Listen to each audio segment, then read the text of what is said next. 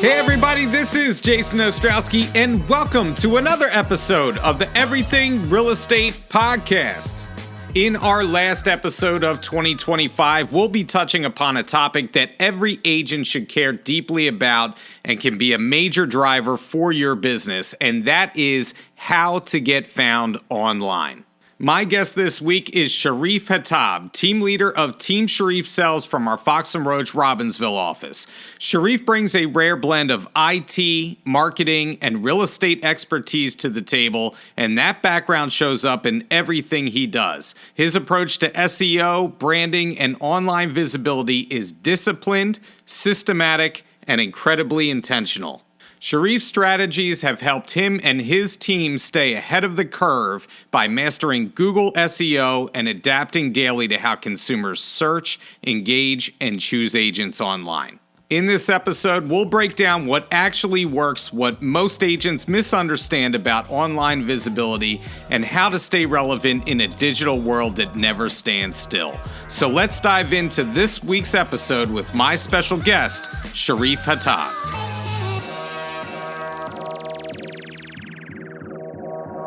If you're looking for a realtor, my next guest today is easy to find, and that's exactly why we're here today, to talk about how to get found online. He has brought his IT and marketing background into real estate, even throwing in a little podcasting of his own into the mix, and he's used those skills to absolutely blow up in real estate. His name is Sharif Hatab, team leader of Team Sharif Sells out of our Fox Roach Robbinsville office. Sharif, how's it going? Hey, Jay, how are you doing today? I'm good, man. Thank you so much for joining us. You're a busy man, so I'm glad that we can make this happen. I have been an admirer of yours from afar for several years. And so I think one of those things that drove this were when I first knew of you, and I mentioned this as we talked earlier in the week, that I saw you on a panel and I was so impressed by what you talked about and how you run your team that I'm like, I have to get this guy on the podcast. So I'm glad we can make this happen. And since we're at the end of 2025, this is a great opportunity for us to pick your brain a little bit about maximizing our online exposure and make it easier to be found and therefore potentially do more business. So I'm going to start off with this question. When a consumer browses the internet in order to find their next real estate agent, we often see the same local agents show up time and time again in multiple places at the top of a consumer search online.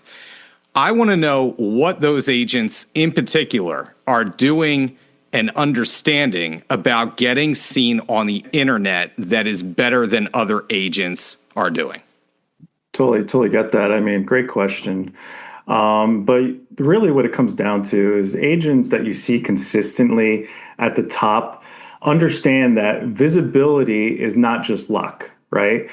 And it's not about the platform itself. It's about the systems behind it.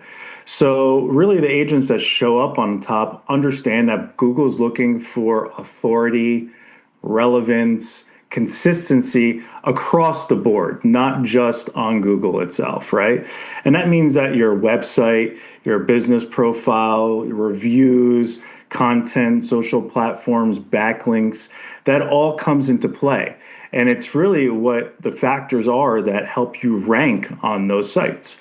Now, one thing that agents chase, and really they shouldn't be, they chase, basically multiple things and are not focused on really building their brand online. So that's the constant, thing that's in our memories. People that are showing up on the top is we're trying to do it consistently and doing it on certain areas so that we can build on those. So let's talk about and let's dive into that a little bit deeper because, there are certain agents that do a certain level of production. They're fine agents, right? They know what they're doing in the real estate space, but they may have weak online visibility. So where is the first place, in your opinion, that they should focus in order to close the gap between themselves and the agents with a stronger presence on the internet? Where should they start? What's our foundation? Sure. I mean, I can tell you what our foundation was, and really that should be the basis of it. But really it came down to our website and our Google profile. Those are the two most important things with your presence online. You should have, if you're not dominating Google, everything else is just noise, right? Like that's really, I mean, besides AI today, really Google is what people are using to search and find people. Social media can help, but it doesn't replace searching, right? It's just like an added benefit. So really the two things you want to focus on is your website, your brand website, right? And your Google profile. And I want to make that distinction because we have our templated Fox and Roach website, right? That agents are allotted when they join Fox and Roach. We all have the same formatted website, but you are talking about a dedicated website to you that you build out. Is that correct? That is correct. I mean, we've had our website for a while now before we even used any of the Fox Roach pages.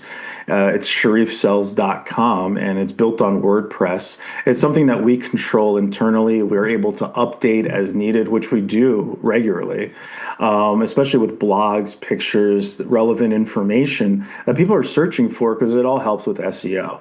Now, I know you mentioned, my background is IT and marketing.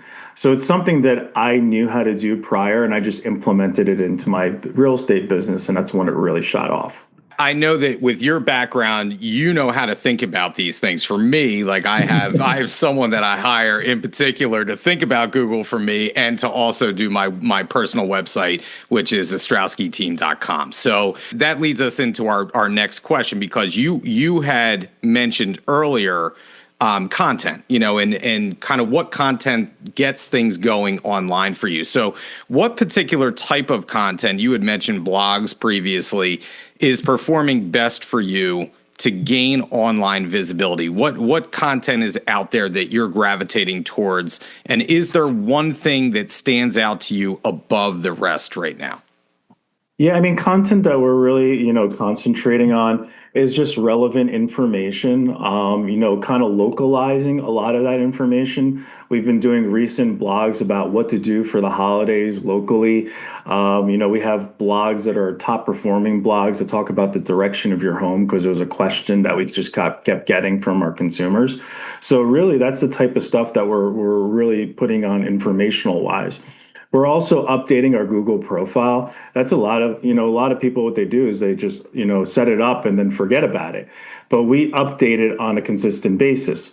People don't know there's like an FAQ section that you should have completed. We're always uploading, photography of our most recent listings, making sure they're geotagged, which is actually putting in the location of the actual picture so that the search algorithm can find that as well. We're doing posts on Google itself. Everyone should know that you can actually post on Google. You should be treating Google almost like a social media platform, other than, what people do now is just use it as a business listing page, right? So making sure you complete all sections of your Google profile is important, and it's something we concentrate on consistently. In addition to that, just having some type of system to get reviews. Reviews are probably one of the biggest, reasons why we rank so high as well. We're going to get into that because that's amazing by itself. I told you that on the phone. I can't wait to talk to you about that. But when I search your Google profile, I'm seeing all kinds of content. I'm seeing video on there. You talk about the blogs that are on there. I didn't even know there's an FAQ section that I can fill out. So I'm already gleaning information from you, and I'm just waiting to get off of this podcast to dive into that, because Google is where it's at. I mean, Google, everybody searches Google. Everybody Googles each other. Now we're heading into that AI space. We're going to get into that as well. But from your perspective, what is the biggest mistake, or are the biggest mistakes agents make out there with their Google business profile? And you mentioned a couple of these, but how can we stand out in a crowded Google field? Yeah, I mean, you got to be consistent. And really, that's just the rule of thumb. And anything that you do, especially when it's business related, you just got to be consistent with it. So I find that, like I'd mentioned, the biggest downfall that agents have currently is they set it and forget it, and they're not constantly updating it. So Google likes to see that you're interacting with the profile page and utilizing every section of it. So you want to be doing that on a consistent basis. So by consistent, just you personally, do you try and get in there and do something every day and switch up, whether that's a Google review, whether that's a blog post, whether that's video content, doing something on Google, posting on Google. Are you trying to hit it every single day? Every Or is day, that a couple days every a week? day. Yep, Okay. you got it. Definitely. We're doing it every day. We list about 2 to 3 properties a week. So we're blessed to have that kind of content. So we're able to use those pictures of the listings to upload it to the photo section of Google, which is very important. Again, it should be geotag photos. I mean, when we have agents join our team, one of their requirements is to get at least minimum 5 reviews from their sphere, right? So you can see we're always touching our Google page. There's always something happening to it, and that's what Google wants to see. Not only are people visiting your page, but also you're updating the content and making it, more mainstream, more of what's happening right now. And if you can get it localized, that'd be best. Yeah, I mean, correct me if I'm wrong. You know better than I do, but it's all about relevance. And Google rewards the relevance if you stay on top of things, if you can continually upload stuff, you have new stuff happening, it rewards you with your SEO. Is that correct? That is correct. And you want to be more on the quality side of things more than the quantity side of things, right? You want the quality of what you're putting up there to actually grab people's attention so they are clicking on it. I mean, we're always looking at reports on the back end to see how many clicks we're getting, how many phone calls, and really interactions to see how we can increase on that. So knowing your numbers is also important, right? And that again is not just for your online presence. This is across the board. You should know your numbers because in order for you to improve, you need to know where you're at and where you need to get to. So that's another thing that we do on a high level. Well, speaking of knowing your numbers, you are a flat out Jedi master when it comes to Google reviews. So, as of today, I checked before we got on here, you have 379 5-star Google reviews on your Google profile, which is insane. Is there a review strategy that you use to make your reviews more effective versus just collecting them at random? Of course. I mean, we have automations in place to collect these reviews to make sure that we're still consistently building up on our reviews, right? We actually, like I had mentioned, new agents, that join our team are going out to their sphere and past clients, and they're getting reviews before they can actually transact on our team, right? It's one of our requirements to be part of the team. So we have content about them. How do we leverage that? Well, now we have social media posts about these agents, right? And we can redirect back to their brand page and also our Google page. So it helps with that. Now, one of the most important factors is actually talking to your clients about it, right? You never know if you're going to get a review unless you ask. So we have automation set up in our system. We use Follow Up Boss as a CRM. And what happens is when we take a deal and switch it over, say, from listing to AR, we have attorney review in New Jersey. Basically, that means that they have accepted an offer, right? An automatic email goes out to them to ask them about their review experience. And we don't just ask them for a review, we give them key questions to answer, right? Like where their home is located, how they found us, why they chose us. These are different questions. We're kind of, putting it up there for them and just making it so it's easy for them to answer it and know what type of content we're looking for. So we do that right when an actual, and the transaction goes into an AR stage or a pending stage, right? And then we also send them another follow-up email once it closes. So this is something that's built into our email automations, and it's something we're always thinking about how to increase reviews. From time and time again on the team, what we'll do is we'll run a review contest for the agents as well. So they have a reason to go out there and get more reviews. And I would think the reason by itself would be just for us to have content, but to have a little prize that they can win is also something that motivates them. I love that, man. You are so systematic with what you do. And it's just really impressive to hear you talk about this. And you can see how your IT and marketing background comes into play with real estate. It's like baked into everything that you are talking about. which I absolutely love. And I want to get this point across. You talk about the different stages that you might send a client a follow-up to ask for a review, to ask about, you had talked about like where their home is, different Google questions. In your opinion, is there a shelf life for asking for reviews? Like, I do it right away when I ask for a review after we close on a property. But in your opinion, is there kind of a certain time frame that you like to do it in, or are you, systematically and strategically asking at different times? I mean, really, you want to try to do it when it's still, a hot memory for your clients, right? The people that you're asking for a review. That's probably when you're going to have the best success doing it. But no, I don't think there's actually a lifeline to it. You could ask for a review at any given point, and it doesn't have to just be your past clients. You can get character reference from your sphere. I mean, I know somebody that just walks up to random people and asks them for a review. So let's think about it though. If you were going to a restaurant or visiting an area and you were looking into hotels, what do you do first? You search the area, you search for restaurant, right? And then what are you doing automatically? You're looking to see who has the most reviews. So we want to look at the same thing when people are searching for us. So that's the basis of it, just to have a lot of client experiences, a lot of character, references somewhere where people can search it. So that's the key, is we're just always thinking about it on a consistent basis. And we've learned that it's easier to do so when people are happy, right? That's probably the best time you want to get a review. When are people the happiest in a transaction? When they find a property that they wanted, or they go under contract on the property that they're selling. So we figured, okay, emotionally wise, that's a good time to ask.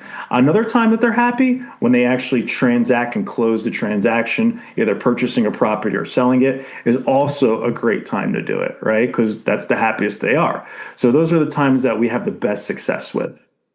Well, the proof is in the pudding. I mean, your team has more reviews than most brokerages have.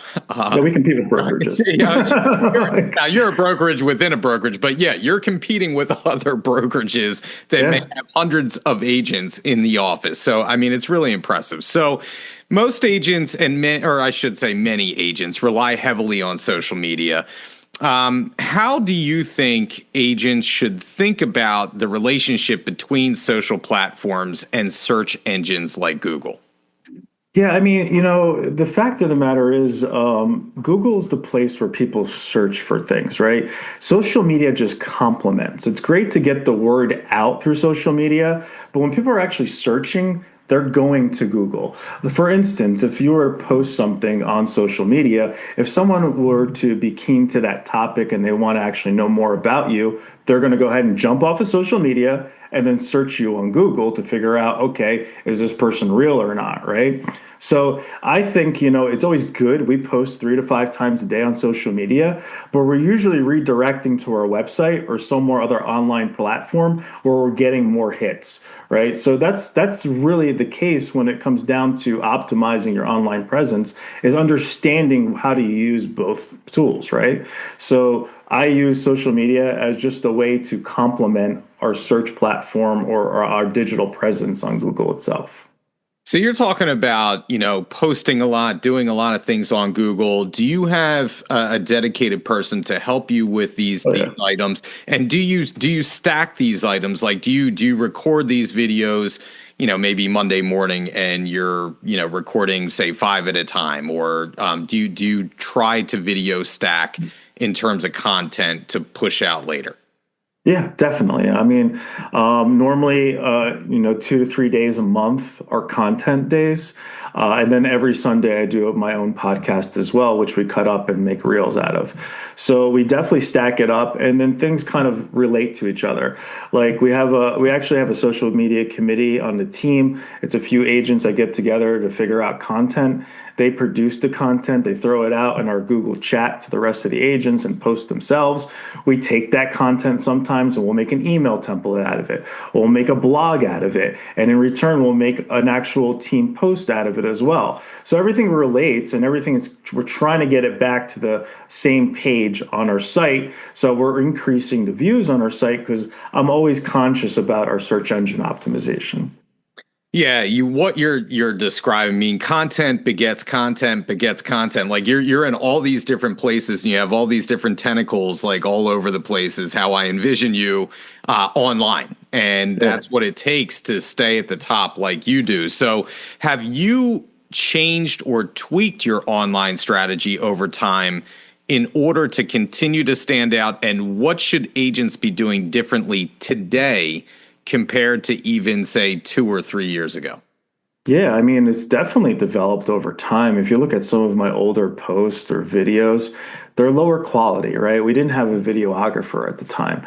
I was doing just the actual content on my own camera. I was shooting it myself. I was actually cutting it up. I was doing the editing of it. Where now we have specialized people that do every part of that, right? So definitely it'll evolve over time. And what I think the agents should do differently is like Nike. Just do it, right? Get out of your head.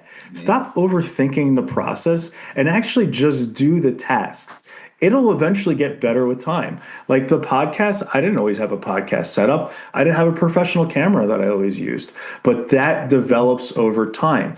You don't want to be that person. Like I know multiple people across the country, they'll go out and buy all this equipment and never touch it. That's the problem. What I'd rather you do is go do the unprofessional stuff, then go buy the professional equipment once you get into a habit, a routine, and get consistent with it. Yeah, I would like to, or at least I'd like to say that I've gotten better at podcasting 123 episodes in. I mean, it just practice makes perfect, right? And like you said, don't let the perfect be the enemy of the good. Get out there and actually do these things and get better at these things and post these things, right? Get over it. Get over yourself. Get over how you look. Get over how you sound. It is what it is. Get that content out there. So, Totally. all right. So AI, I don't want to beat a dead horse about AI. Obviously, we know the importance of AI and how it's coming into play into our business now. So it's becoming a starting point for consumer research. And how, we see the Zillows on AI now and everybody is following suit. How do agents position themselves so they show up or are referenced within that AI-driven search results? Yeah, I mean, if you pay attention to when you're asking AI questions, it normally references certain pages that it pulled the data from. So you should be focusing on your Google profile and it should be consistent information everywhere. So NAP is huge, right? So your name, your address, and your phone number should be consistent everywhere if you want both Google searches and AI to find you. Your actual profile, your bio on all those pages like Google and your website, websites like Zillow, Fast Expert, they're all utilized by AI to find the actual answers to those questions that people are asking. So you want to make sure that all those places are updated and they're consistent. You don't want a different phone number on, your Zillow profile, contrary to your Fast Expert or your website. You want to make sure all the consistent information is across the board. That is one of the most important things. I mean, I have a few ways to actually optimize your AI, but that'd be a whole nother episode, Jay. So if anybody was interested in it, they can just contact me and I can shoot them, what we've done to optimize our AI presence. Yeah, I certainly don't want people's eyes to glaze over. You're hitting us with a lot of information already. If we dive into that space, we're never going to get out of that black hole. So, yeah, I mean, I have a chat prompt that'll actually rewrite your bio so it's found by chat and other AI software. So there's so much out there, and I recommend if you really want to optimize and get better at AI, you should visit Rajiv's podcast, right? It's Real Estate AI Flash, I believe is the name of it. And I got a lot of my, hints and tips and tricks from watching his stuff. well, you mentioned AI Flash, and that's where a couple weeks ago, I'm updating all my bios so they're seamless across all platforms. I'm on Fast Expert, as you mentioned. I'm on Homelight. I'm doing the things that I need to do to stay relevant and stay on top of things so I show up in the search. And that's what agents should be focused on right now. If you haven't done that yet, I would recommend getting out there and making sure that your bios, your profile are seamless, that they make sense. You can use ChatGPT to give you a bio for all these platforms that matches. And that's one of the tips and tricks that Rajiv has given out there to everybody. So yeah, that's great advice. So I know we're winding down here. I know you have to get out of here soon. Looking ahead, what do you think will matter most for being found online in the next 2 to 3 years? We talked a little bit about this, but what should agents start doing now to stay ahead? I mean, honestly, is be present and be consistent, right? That's one of the most important things, I think, in different aspects of this business. So you definitely just want to just start doing something and just get consistent with it. I think, honestly, local topics are going to be a very trending, post ideas that people are going to be jumping on. Videos with local, business owners, topics on blog posts about local, eateries, local things to do. I think that's where you really need to tackle it. And also diving in, not so much on the real estate side of things, but just informational based topics that'll bring people that are searching just on certain areas to your site and your actual digital performance.